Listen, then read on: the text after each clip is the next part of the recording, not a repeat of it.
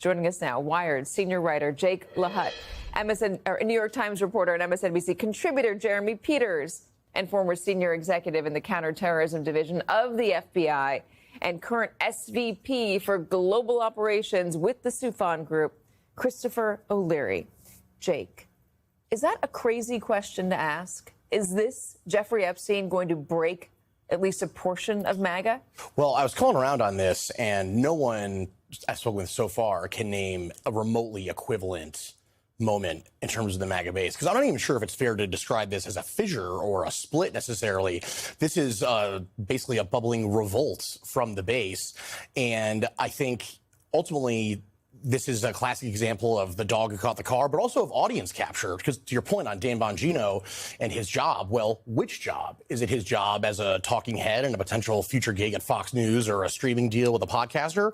Or is it his actual current day job as deputy director of the FBI? Which career has been ruined, is what you're saying. Yes, exactly. So the anger that we're seeing at Turning Point USA, is that also equivalent to the anger that we're seeing online or in other college student portions of the Trump base? It definitely seems like if you take a look through X and some of the prominent accounts, your message boards, what have you, this is a widely shared thing on the base. And this has been so central in the sense that there's this elite group of people who are not telling you the truth and they're committing heinous acts, and we're going to get to the bottom of it. Don't believe what anyone tells you. Well, now these outsiders are on the inside, and even though, they had this insurgency in 2016, they don't have a clear answer. And it's either that they were lying about this, the list on Pam Bondi's desk, or it's something else. And I'm not sure what the correct answer is going to be as far as the base goes. You're seeing prominent folks like Steve Bannon coming out. You just saw Laura Ingraham, Megyn Kelly.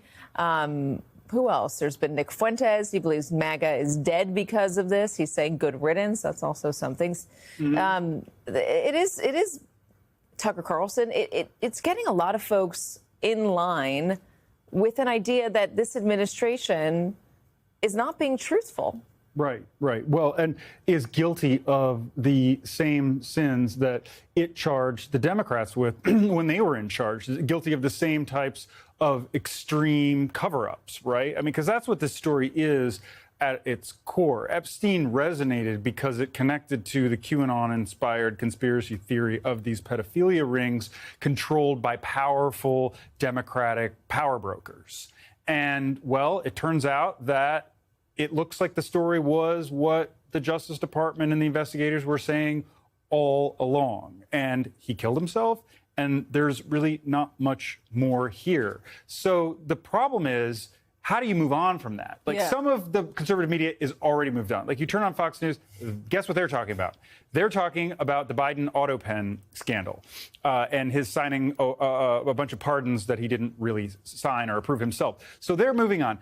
But I think if you listen to the average voter, this isn't just a Steve Bannon, Tucker Carlson thing. This is MAGA is mad. The average rank and file, grassroots type person who bought into the idea that Trump was going to preside over a new kind of Justice Department that finally unearthed and exposed these frauds for who they really are. These people that Dan Bongino insisted for years on his program were constantly lying to you. Well, guess what? They weren't. And it's kind of hard to walk that back. Hoisted on their own petard. Yeah. Is what I've been saying. You're now, by the way, Chris, an MSNBC national security analyst. So congratulations on that role and welcome officially in that capacity. This is interesting because we've seen conspiracies be tightly entwined with Donald Trump's base of support now for years. Since 2015, 2016, there was Pizzagate, there was QAnon. And that did bubble over. We saw in January 6th, QAnon supporters storming the Capitol. But we haven't been hearing about QAnon lately. Is this the new version of it? Have they migrated to Jeffrey Epstein? Yes. And so this is QAnon adjacent. As he pointed out, it has a lot of the same components, this anti-government, deep state conspiracy, protection of children, which there was a really disproportionate number of women who joined QAnon in the early days because they were drawn into the protection of children. But then they needed, to off-ramp onto something. You can't tell people that their ideology and their identity is wrong. They believe in it. So you have to pivot to something else. And they've pivoted to Jeffrey Epstein. which is why the Attorney General can't tell them now, these are not the droids you're looking for, move on. I know there's a tongue-in-cheek aspect of this because it is kind of ridiculous on its face, but when you've told people that there is something there, that there is a secret list of pedophiles who are endangering kids and they're high-profile people within the government, I mean, are you at risk of creating a national security threat? Sure, there is. And so, in recent weeks, people have talked about the concern about political violence on both sides. Well, on this side, when they've been fed a steady diet of, in a post-truth era, misinformation, disinformation, conspiracy theories that led to societal polarization, tribes, political identity, the demonization of others, that turns into these, hard-felt conspiracies that people believe in, and they, at some point, will want to act. That's why we got the January 6th storming of the Capitol. We will see what comes out of this, but they're not just going to go home and forget everything that they were told and what that happened. What's interesting is Donald Trump is usually the person who's able to bring the sides together, and he's struggling with this now. I'm not saying he won't be able to do it. He's struggling with it. But it does, and David French made this point, I think it's a smart one, it does underscore that without Donald Trump, the MAGA base is not unified. It's a lot of disparate interests. And without the unifier, the unique and special personality that Donald Trump is, the cult of personality, what is MAGA after that? It may not be much of anything. I mean, the idea that J.D. Vance is going to inherit MAGA, I think, has a lot of flaws.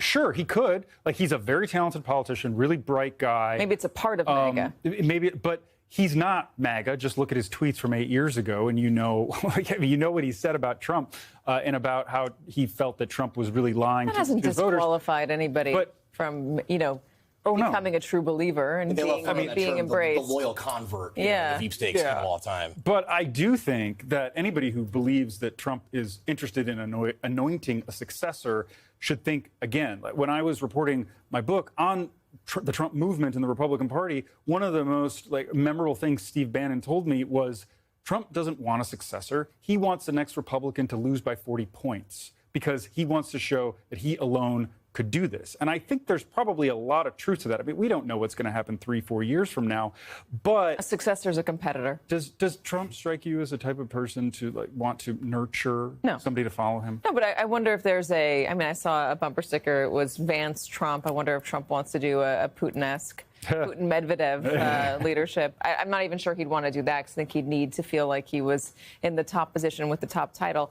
Democrats are getting involved in this now? Democrats are calling for the Epstein files to be released? I mean, I think they would be wise to think again about doubling down on a conspiracy theory that they said was just that for years and years. Because, look, it makes sense for them to say what is really happening here, which is Donald Trump and his allies have lied to you, and they duped you. They considered you to be fools. They thought that you were Pam Bondi, who went along with this and showed them these binders of supposedly new information that turned out to be nothing new, nothing revelatory. She took you guys for fools. That's all interesting and worthwhile to point out. But when you start trying to link Donald Trump to a conspiracy theory as a Democrat, you're just getting in the mud in a way that I don't think is going to be very persuasive to voters. And it just it seems very disingenuous. Offering an alternate perspective here, Tina Brown, I think needs no explanation of who she is saying maybe there is some there. I mean, maybe the Jeffrey Epstein stuff, maybe there is more to it than we've been told. After all, I mean, he was a very prominent person. The only person in jail for the crimes right now is Ghislaine Maxwell. He has been photographed with just about everybody, including, by the way, Donald Trump on multiple occasions. Is there really? Can we really say definitively? So not to wade into the Peter swamp, but I would say me. If the FBI agents and analysts were allowed to do their job without any political influence, you would get the truth that would eventually come out in court proceedings or, if a statement was released. But what you have are political actors. And I would say Pam Bondi's probably in pretty comfortable shape. Some would argue with me, but what President Trump wants is not what he got in the first term. He got Attorney General Sessions, who he was very frustrated with. Then he got Attorney General Barr, who eventually held the line on the election denial conspiracy. Now he has somebody who is a fierce loyalist. He also has that in Director Kash Patel. Dan Bongino's got, a decision to make.